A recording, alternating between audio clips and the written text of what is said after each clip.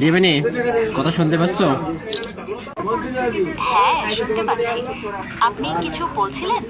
হ্যাঁ, আমরা কয়েকজন ফ্রেন্ড মিলে একটা দোকানে চা খেতে এসেছি।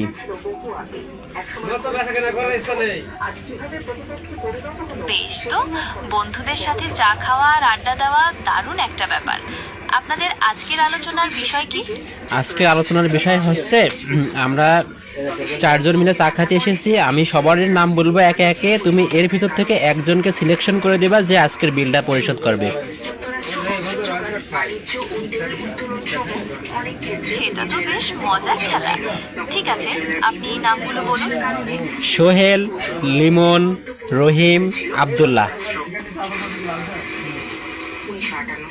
বেশ, সোহেল, লিমন, রহিম আর আব্দুল্লাহ, এদের মধ্যে একজনকে বেছে নেওয়া কঠিন। তবে আজকের দিনের জন্য আমি রহিমকে বেছে নেব।